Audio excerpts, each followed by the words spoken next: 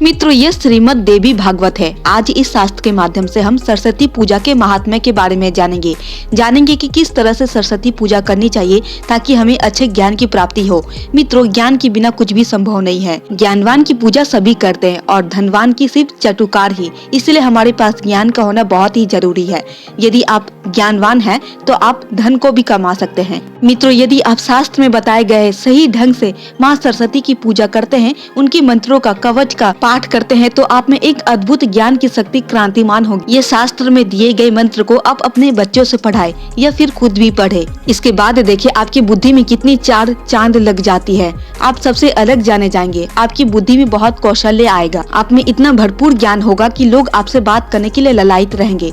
तो आइए मित्रों, जानते हैं शास्त्रों के अनुसार क्या विधि होती है माँ सरस्वती की पूजा करने की और उनके मंत्र और कवच क्या है। सरस्वती की पूजा का विधान तथा कवच, ये देवी भागवत का अध्याय है। मित्रों, इसमें बताए गए हर एक मंत्र बहुत ही शक्तिशाली है। लिख कर अवश्य रख लीजिएगा ताकि आपके भविष्य में काम आए। नारद जी बोले, वेद वेताओं में श्रेष्ठ प्रभु, आप भगवती सरस्वती की पूजा का विधान, कवच, ध्यान, उपयुक्त नैवेद्य, फूल तथा चंदन आदि का परिचय देने की कृपा कीजिए। इसे सुनने के लिए मेरे हृदय में बड़ा कौतूहल हो रहा है। भगवान नारायण कहते हैं, नारद सुनो, कर्ण शाखा में कही हुई पद्धति बतलाता हूँ। इसमें जगन माता सरस्वती के पूजन की विधि वर्णित है। माघ शुक्ल पंचमी विद्या आरंभ की मुख्य तिथि है। उस दिन पूर्वाह्न काल में ही प्रतिज्ञा करके संयमशील बन जाए, पवित्र रहे। स्नान और नित्य क्रिया के पश्चात भक्ति पूर्वक कलश स्थापना करे। फिर अपनी शाखा में कही हुई विधि से अथवा तांत्रिक विधि के अनुसार पहले गणेश पूजन करे। तत्पश्चात इष्ट देवता सरस्वती का पूजन करना उचित है। फिर ध्यान करके देवी का आह्वान करे। तदनंतर व्रती रहकर सोष्टो उपचार से भगवती की पूजा करे। सौम्य पूजा के लिए कुछ उपयोगी नैवेद्य वेद में कथित है। ताजा मक्खन, दही, दूध, धान का लावा, तिल के लड्डू, सफेद गन्ना, गुड़ में बना हुआ मधुर पकवान, मिश्री, सफेद रंग की मिठाई, घी में बना हुआ नमकीन पदार्थ, बढ़िया सात्विक चिवड़ा, शास्त्रोक्त हविष्यान, जौ अथवा गेहूं के आटे से घृत में तले हुए पदार्थ, पके हुए स्वच्छ केले का पिष्टक, उत्तम अन्न को घृत में पकाकर उससे बना हुआ अमृत के समान मधुर मिष्ठान, नारियल, उसका पानी, कसेरू, मूली, अदरक, पका हुआ केला, बढ़िया बेल, बेर का फल, देश और काल के अनुसार उपलब्ध ऋतु फल तथा अन्य भी पवित्र स्वच्छ वर्ण के फल, ये सब नैवेद्य के समान है। मुने सुगंधित सफेद पुष्प और सफेद स्वस्थ चंदन देवी सरस्वती को अर्पण करना चाहिए। नवीन श्रेष्ठ वस्त्र और सुंदर संग की विशेष आवश्यकता है। श्वेत पुष्पों की माला और भूषण भगवती को चढ़ावे। महाभाग मुने, भगवती सरस्वती का श्रेष्ठ ध्यान परम सुखदायी है तथा भ्रम का उच्छेदन करने वाला है। वह वेदोक्त ध्यान यह है। सरस्वती का श्री विरहग शुक्ल वर्ण का है। यह परम सुंदरी देवी सदा हंसती रहती है। इनके परिपुष्ट विग्रह के सामने करोड़ों चंद्रमा की प्रभा भी तुच्छ है। यह विशुद्ध चिन्मय वस्त्र पहने हैं। इनके एक हाथ में बीना है और दूसरे में पुस्तक। सर्वोत्तम रत्नों से बने हुए आभूषण इन्हें सुशोभित कर रहे हैं। ब्रह्मा, विष्णु और शिव पार्वती प्रधान देवताओं तथा सुरगणों से यह सुपूजित है। श्रेष्ठ मुनि, मनु तथा मानव इनके चरणों में मस्तक झुकाते हैं। ऐसी भगवती सरस्वती को मैं भक्ति पूर्वक प्रणाम करता हूँ। इस प्रकार ध्यान करके विद्वान पुरुष पूजन के समग्र प्रदात मूल मंत्र से विधिवत सरस्वती को अर्पण कर दे। फिर कवच का पाठ करने के पश्चात दंड की भांति भूमि पर पड़कर देवी को साष्टांग प्रणाम करे। मुने जो पुरुष भगवती सरस्वती को अपना इष्ट देवता मानते हैं, उनके लिए यह नित्य क्रिया है। श्रीम ह्रीम सरस्वते स्वाहा, यह वैदिक अष्टाक्षर मूल मंत्र परम श्रेष्ठ एवं सबके लिए उपयोगी है।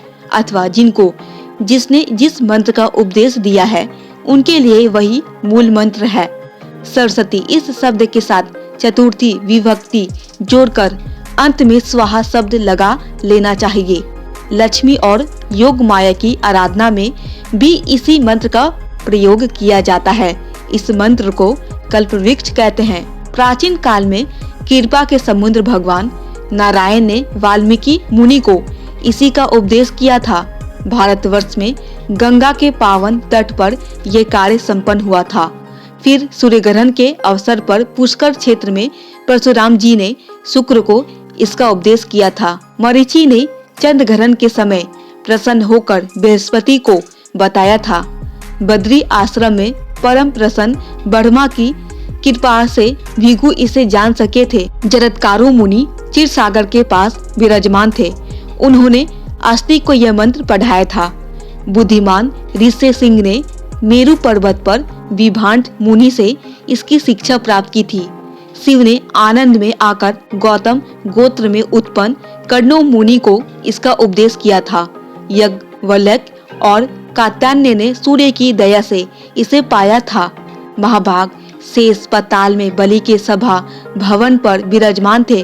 वही उन्होंने पाणिनि, बुद्धिमान, भारद्वाज और शाक्तायन को इसका अभ्यास कराया था। 4 लाख जप करने पर मनुष्य के लिए ये मंत्र सिद्ध हो सकता है। इस मंत्र के सिद्ध हो जाने पर अवश्य ही मनुष्य में बृहस्पति के समान योग्यता प्राप्त हो सकती है।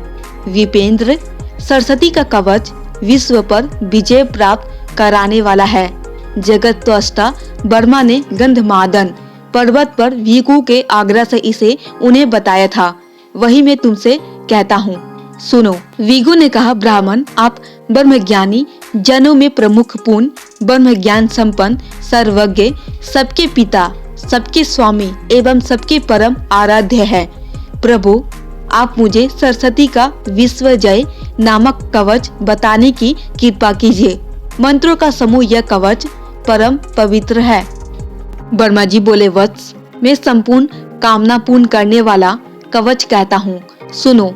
यह श्रुतियों का सार, कान के लिए सुखप्रद, वेदों में प्रतिपादित एवं उनसे अनुमोदित है। रासेश्वर भगवान श्री कृष्ण गोलोक में विराजमान थे। वही वृंदावन में रास मंडल था। उसी समय उन प्रभु ने मुझे यह कवच सुनाया था। कल्प वृक्ष की तुलना करने वाला यह कवच परम गोपनीय है, जिन्हें किसी ने नहीं सुना है। यह अद्भुत मंत्र इसमें सम्मिलित है। इसे धारण करने के प्रभाव से ही भगवान शुक्राचार्य संपूर्ण दैत्यों के पूज्य बन सके। ब्राह्मण, बृहस्पति में इतनी बुद्धि का समावेश इस कवच की महिमा से ही हुआ है। वाल्मीकि मुनि सदा इसका पाठ और सरस्वती का ध्यान करते थे, अतः उन्हें कविंद्र कहलाने का सौभाग्य प्राप्त हो गया। वे भाषण करने में परम चतुर हो गए।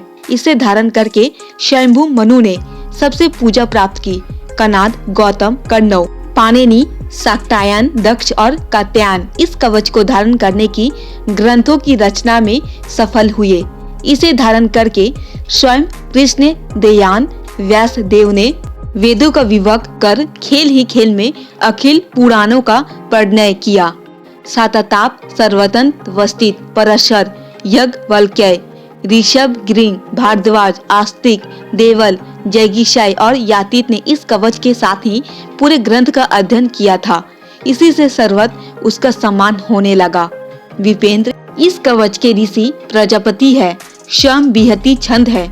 माता शारदा अधिष्ठात्री देवी है। अखिल तत्व परिज्ञान पूर्वक संपूर्ण अर्थ के साधन तथा समस्त कविताओं के विवेचन में इसका प्रयोग किया जाता है। ह्रीम श्रीम स्वरूपिणी भगवती सरस्वती सब ओर से मेरी सिर की रक्षा करे। श्रीमयी वाग देवता सदा मेरे ललाट की रक्षा करे। ओम ह्रीम भगवती सरस्वती निरंतर कानों की रक्षा करे। ओम श्रीम ह्रीम भगवती सरस्वती देवी सदा दोनों नेत्रों की रक्षा करे। एम ह्रीम स्वरूपिणी वाणी की अधिष्ठात्री देवी सदा मेरी नासिका की रक्षा करे।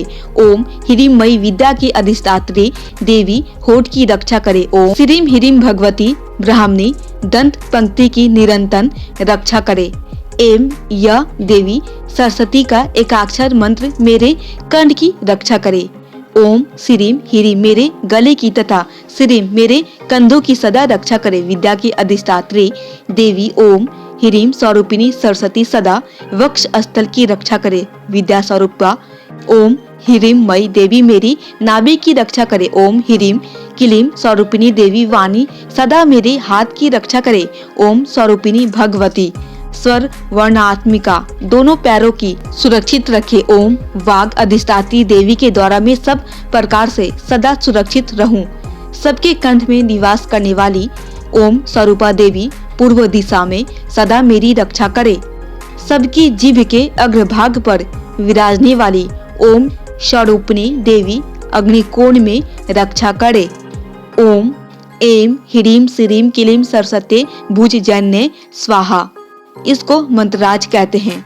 यह इसी रूप में सदा विराजमान रहता है। यह निरंतरन मेरे दक्षिण भाग की रक्षा करे। एम ह्रीम श्रीम यह त्रयाक्षर नेत्र कोण में सदा रक्षा करे। जीवा के अग्रभाग पर रहने वाली ओम एम स्वरूपिणी देवी पश्चिम दिशा में मेरी रक्षा करे। ओम स्वरूपिणी भगवती सौर अंबिका वे कोण में सदा मेरी रक्षा करे।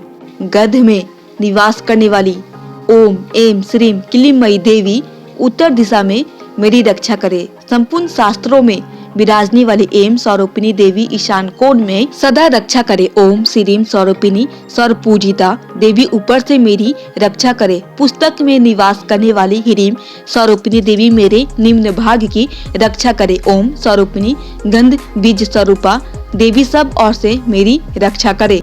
प्रियवर, यह सरस्वती कवच तुम्हें सुना दिया। असंख्य ब्रह्म मंत्रों का यह मूर्तिमान विग्रह है। ब्रह्म स्वरूप इस कवच को विश्वजय कहते हैं। प्राचीन समय की बात है। गंधमादन पर्वत पर धर्मदेव के मुख से मुझे इसे सुनने का सुअवसर प्राप्त हुआ था। तुम मेरे परम प्रिय हो, अतः तुमसे मैंने कहा है तुम्हें अन्य किसी के सामने इसकी चर्चा नहीं करनी चाहिए। विद्वान पुरुष को चाहे कि वस्त्र, चंदन और अलंकार आदि सामानों से विधिपूर्वक गुरु की पूजा करके दंड की भांति जमीन पर पड़कर उन्हें प्रणाम करे। तत्पश्चात उनसे इस कवच का अध्ययन करे। 5 लाख जप करने के पश्चात यह कवच सिद्ध हो सकता है। इस कवच के सिद्ध हो जाने पर पुरुष को बृहस्पति के समान पूर्ण योग्यता प्राप्त हो सकती है। इस कवच के प्रसाद से पुरुष भाषण करने में परम चतुर, कवियों का सम्राट और त्रिलोक के विजयी हो सकता है। उसमें सब कुछ जीतने की योग्यता प्राप्त हो जाती है। मुने, यह कवच कर्णव शाखा के अंतर्गत है। अब स्रोत, ध्यान, वंदन और पूजा का विधान बताता हूँ, सुनो। तो मित्रों, यह थी सरस्वती मंत्र और कवच। मित्रों, इसे आप अपने नोट में लिख ले और अपने बच्चों से पढ़ाएं या फिर अपने भी पढ़े।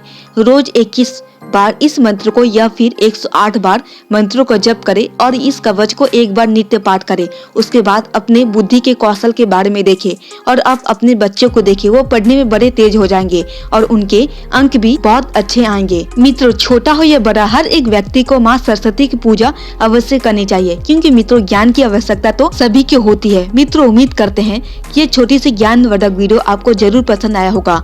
अगर थोड़ी भी पसंद आई होगी तो प्लीज आप हमारे चैनल को सब्सक्राइब कर दे और वीडियो को एक लाइक भी कर दे। इसी तरह आप हमसे जुड़े रहें ताकि शास्त्रों की सही जानकारी आपको हमेशा मिलती रहे।